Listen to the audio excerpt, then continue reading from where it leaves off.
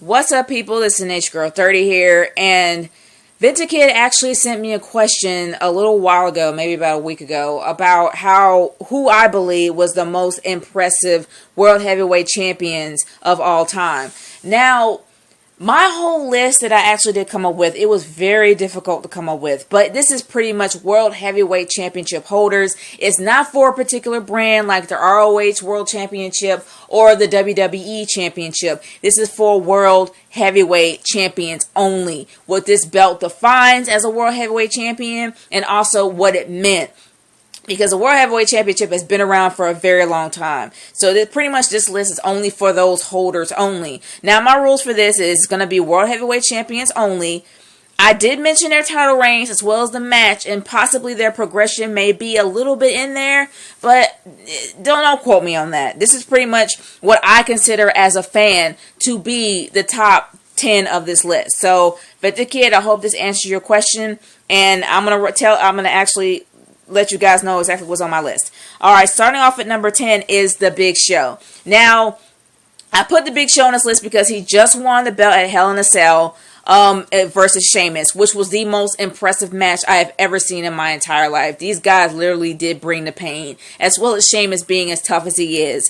But honestly, it truly solidified The Big Show to be a true monster heel champion, and he really did progress well with his character as well as his career after he became champion.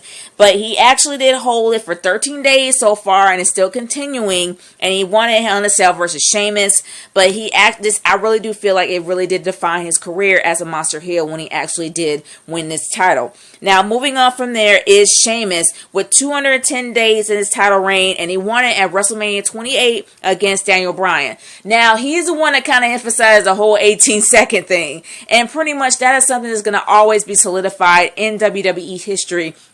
The fact that he beat Daniel Bryan in 18 seconds, which is, in a way, if you think about it, it's actually a lot more comical than impressive. But he actually did hold the championship in really good matches as time went on. It wasn't a fluke. It wasn't a given thing to where he just kicked him in the head, win, and then lose it in 2 weeks. He actually did have a decent, healthy title reign. And it really did kind of solidify. I'm not going to really say it solidified him as a face, but I really would say that it really did show his hunger when he actually did hold a title for that long.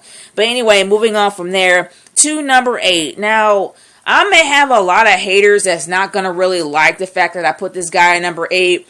But the reason why I did is because it was a given. He's been there, done that, got the t-shirt around this time. So it really wasn't all that impressive to me anymore because it was somewhat of a given. It was somewhat expected for him to win a title, and I'm talking about Triple H. Now, this is Triple H's title, or Triple H's World Heavyweight Championship reign. He actually had it for 280 days, and CM Punk did surpass him, but he had 280 days. He won at Armageddon for his 3 Stages of Hell match. Now, I have to say, I really was impressed with that match, and it showed how hungry he was to keep his title, but it was kind of expected then. He's had it so many times that you were kind of desensitized to it. So you really didn't put a lot of emotion into it as a fan. So that's the reason why I put him at number 8. And I know I'm going to have a lot of people who's going to be hating on me for this, but hey, it's my list. If you disagree with me, come up with your own. But anyway, this is number 7. Chris Jericho with his 49-day title reign, and he won it Unforgiven in the Champ Scramble match. The Championship Scramble match, I always will hope that they bring that back. And it showed throughout that entire match how hungry he was to get that title back. And I'm talking about, you know that you will hear the word hunger about a million times. That is one thing that really kind of motivates me more for this list. Not only for how impressive the matches were and the progression itself, but how hungry these guys were to actually keep the title. The Championship Scramble match was hard enough to actually keep your belt when you win it, but this guy literally went all out for this match, and that's the one thing that I was really impressed about. Even though that Chris Jericho didn't really hold the title in a while around that time, he was very hungry to keep his title at that match. So, that really did impress me a lot. So I actually have him as number 7. Moving on to number 6. Now, this guy had the title multiple times, and honestly, it's kind of difficult to really say what good moment was pretty much his defining moment. But I have to say Edge. Throughout his entire WWE career and partially WWF, he is pretty much, and I actually did total this up. He had 205 days total. This is the cumulative. It's not this something that he held like over time and like it was consistent. It was a cumulative total of 205. And he actually really did not only bring out the rated R superstar era, he actually did have very impressive matches that really did put you behind him either as a heel or as a face. You loved him either as a heel or as a face when he was a champion. And he really did define himself as a champion when he had that belt, including the last match that he ever had at WrestleMania 27. So honestly, I had to put Edge as number 6. Now, number 5.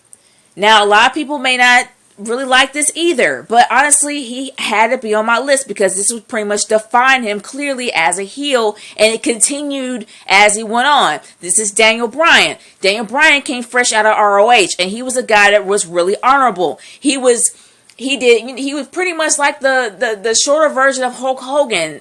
He eat your vegetables, say your prayers, all this other stuff. He was true justice in the American way. He was definitely a true example of what a face should be. And he actually did declare he was going to cash in his money in the bank at WrestleMania and do it the honorable way and do it when this guy had 100% in him. Now, this was something that was unprecedented, but honestly, it was a huge turning point in his career at TLC when he cashed in his money in the bank. That defined him truly as a heel, and it continued as that, and that actually gave birth to the Yes Chant. So I have to say that Daniel Bryan, his title reign, his impressive move against the Big Show, really did put him on the map as a heel. So I have to put him at number 5. Moving on to number 4 is Shawn Michaels. Shawn Michaels, he actually had the title. Daniel Bryan actually had it for 105 days, a matter of fact. But this moving on, number 4 is Shawn Michaels. Shawn Michaels actually had it for 28 days at Survivor Series for the first ever Elimination Chamber match. Now, honestly, I'm going to probably do a video about that because I really don't think they should eliminate Elimination Chamber match, but actually take it back to Survivor Series. But anyway, let's talk about Shawn Michaels. Shawn Michaels, this was the first match ever that he was in. And this was something that was unprecedented.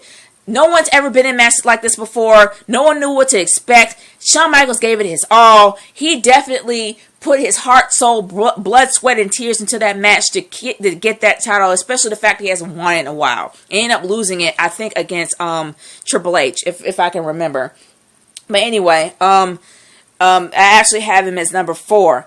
Now, number 3, and this is the one that a lot of people are going to remember and a lot of people will never forget, is Christian. Christian's 2-day title reign will forever be the most the most impressive because he fought tooth and nail to get that title from Alberto Del Rio. And it was at let me see here. It was at Extreme Rules, and it was versus Alberto Del Rio. And he actually had it for 2 days after losing it the following night to Randy Orton. Now that's a match that everybody's going to remember. He gave it his all. And that was I think it was a ladder match. He literally gave it his all against Alberto Del Rio. He had the crowd behind him. He had the WWE Universe behind him. He had his peeps. He had everybody behind him. And you were literally emotionally invested in this guy. And he fought tooth and nail to get to this point. And the progression with the storyline, it was just after Edge retired. He never won the big one. And it was something he always wondered if he could ever do. And then the way they progressed it, they did it really well. For him to actually lead up to the ladder match, for him to actually win, you were happy for him. You were joyous with his joy. And it was something as a fan you really became emotionally invested in. So I have to put that down as number 3. Number 2 on this list is Mark Henry.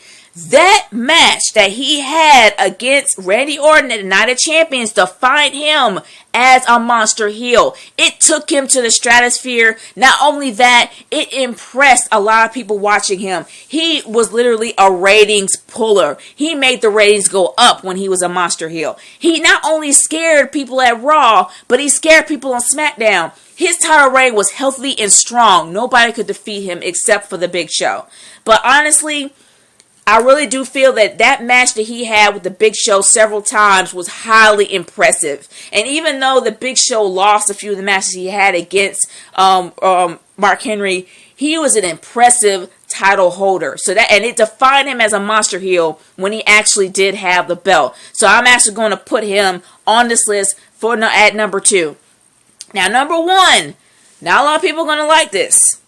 But like I said, it's my list. If you don't like it, make your own. I actually put Randy Orton as number 1. And the reason why is not because of any match he did in the past, was because of this match. It was his 28-day title reign at SummerSlam against Chris Benoit. When he just beat Chris Benoit at SummerSlam. And he was the first ever youngest world heavyweight champion in history at the age of 24. He was the youngest world heavyweight championship in history. But it was the night after what really happened. When he won the title right after that and he got dumped by Evolution, it defined him as the Apex Predator. It set him up to be the Apex Predator. It set him up to be a heel. Besides that match being completely awesome and the fact of how Chris Benoit gave it his all, and as well as Randy Orton gave his all, he actually became, with the help of Evolution, I believe, he actually became the youngest title holder in history. It set him up to become the Apex Predator. It set him up to become the person that we know him of today. Except that now he's a face. But it really did define his career. It brought him, it was somebody you actually remembered as well as feared. It brought out the crazy side of Randy Orton, which I really wish would come back. So I actually have him as number 1 on this list. Not a lot of people are going to agree with this list, so that's why I am asking you guys out there, as well as Ventekid, to come up with your own list. Who do you believe is the most impressive World Heavyweight Championship holders? You can come up with your own rules. You can come up with anything that you want when it comes to this list. I am actually curious of what you guys think. So send me a video response. I would rather have a video response of your personal list. And if you have any opinions, by all means, leave it in the comment section below. Thank you so much, Ventekid, for sending me your questions. If any of you out there have any questions for me, send it to my YouTube inbox. I will do my best to get to them. Like some of them actually left me, I will do my best to get to them. But I still want to know what you guys really want to say, have to say about this list. If you have a list of your own, so send me a video response. I am absolutely curious. This is Nature Girl 30 signing off. Peace out. Later.